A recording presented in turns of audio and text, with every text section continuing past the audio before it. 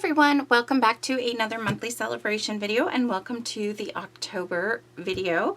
I'm going to be scrapbooking these photos. These are from 2015 and our trip to the pumpkin patch. These are some of the photos from our trip to the pumpkin patch. I am going to be cheating a little bit because this is a kit that I got from Scrapbook Generation, but there's a whole lot going on, so I just needed something kind of quicker and faster, and I'm excited to get this kit used up anyway. So the kit is using Echo Park's paper and Fall is in the Air collection. Love this. I love the little bear and everything like that, and the deer. I don't know if there's a year.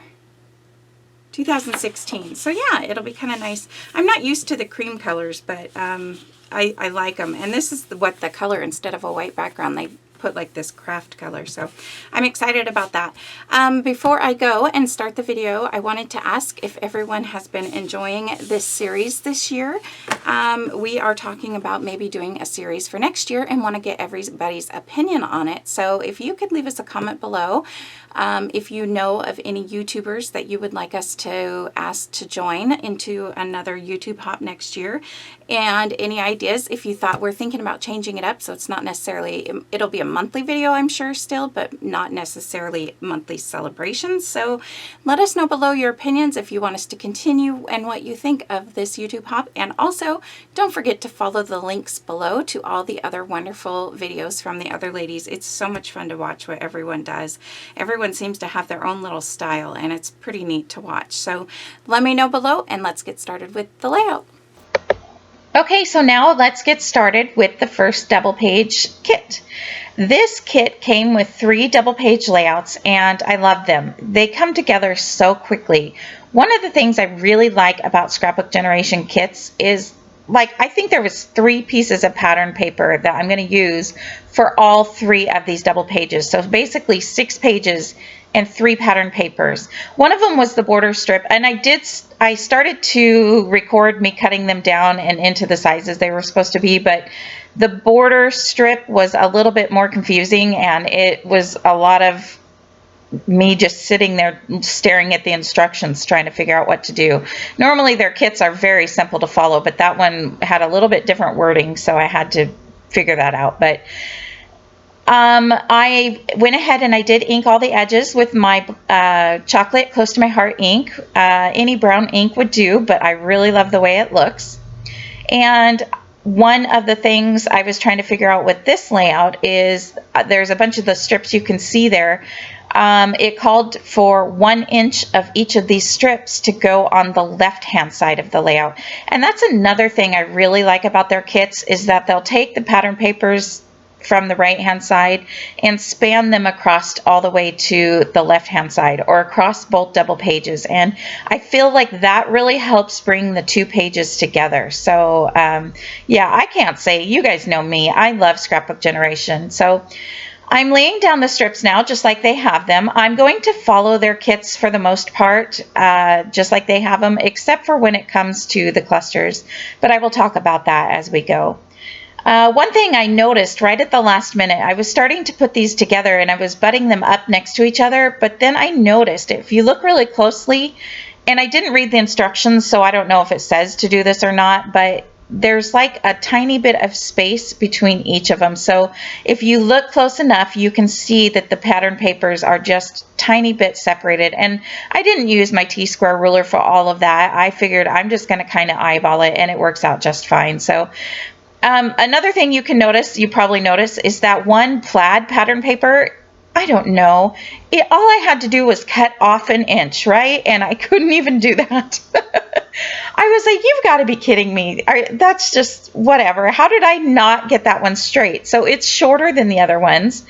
But I went ahead and used it anyway, and I want to encourage you to use it anyway, because if you notice, it almost looks intentional. And nobody, by the time the layout's done and the embellishment clusters are there, you don't even really pay attention to it. So that means obviously that there's a little bit extra on this side where this is supposed to go, but I just cover it up with this strip of pattern paper and nobody knows. So that's kind of what I mean. You can see some of the pieces on the left-hand page because it just really helps the flow. I'm just jotting down my date now. And something else I'm going to do, these are 4x6 photos, but this photo in the corner, I don't know what happened to it. It was like bent. And so I decided that it didn't really matter if they were the full 6 inches or not. So I cut off about 1/8 of an inch of each of these photos because I didn't want that. I don't know what happened to it. You could like see some white parts of the photo from like the paper. So again, I just trimmed it up to make it work for me, and it works just fine.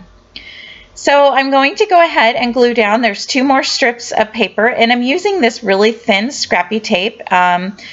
I love this for gluing down these 1/4 inch strips. So if you know Scrapbook Generation, then you probably know that they have striped strips that are about 1/4 inch wide with almost all their layouts. And I love it though. I've even started using that in things that are not kits by them, just because it just really helps bring, first of all, it brings all of the colors from all of your pattern paper around, sometimes depending on the strip you use, but it just really, I don't know, it just gives it that little something. So here is the something new as well, and I mentioned these in one other video, and I will be doing a What Is It Wednesday video on this, so if you want to learn more, no worries.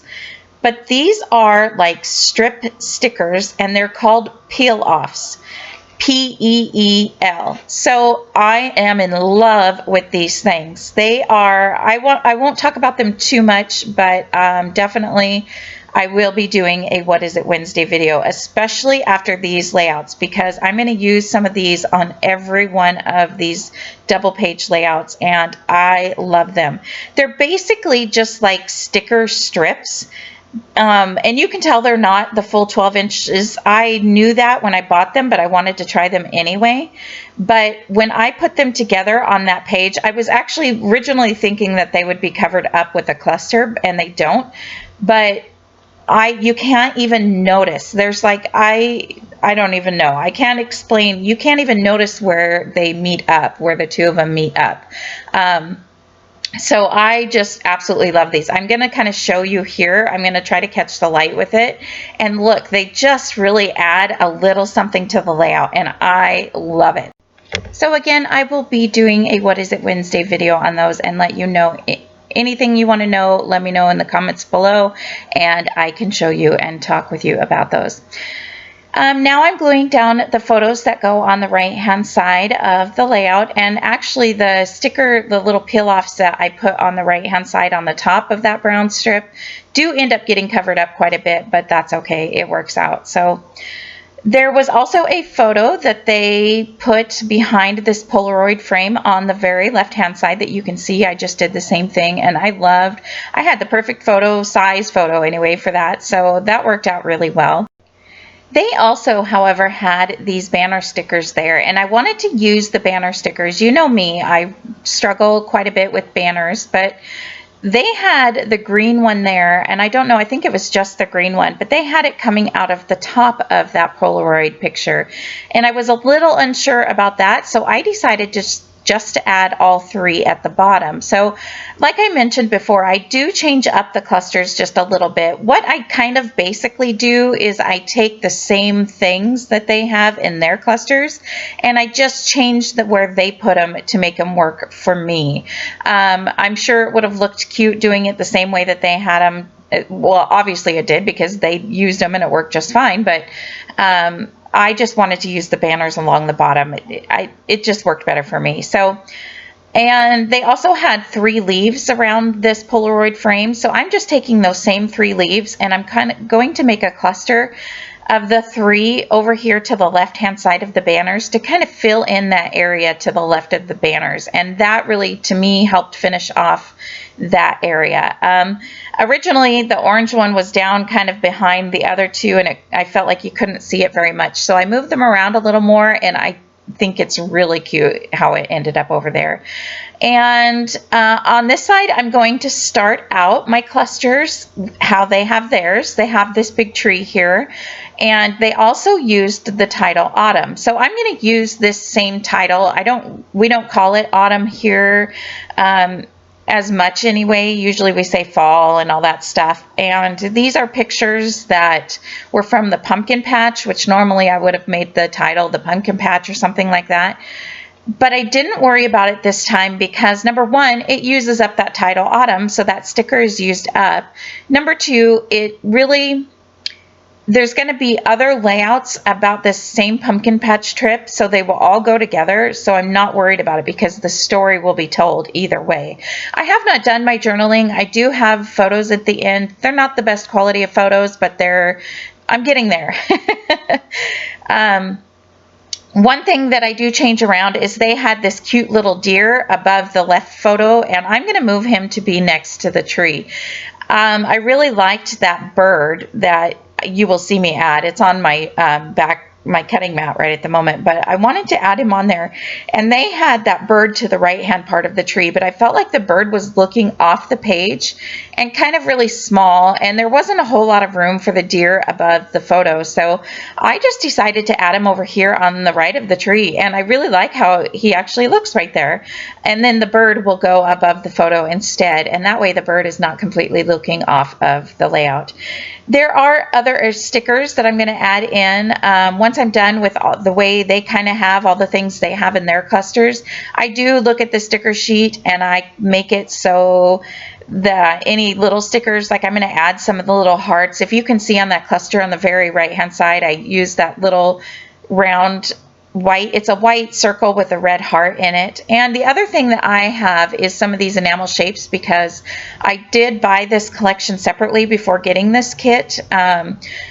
Honestly, if I would have known I was going to have this kit, I wouldn't have purchased the whole kit. It's a very cute kit, but I feel like the way that they make the pattern papers work and spread them throughout so many different layouts, I wouldn't have needed to buy the other all pages, but that's another story. I'm going to talk about that in another video. So we're coming up to the end, and you can kind of see the still shot photos here, that little cluster there, and how cute.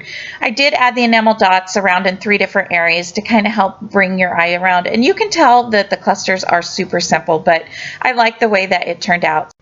So thanks for watching, everyone. I hope you liked the video, and we will see you next month for November. Bye.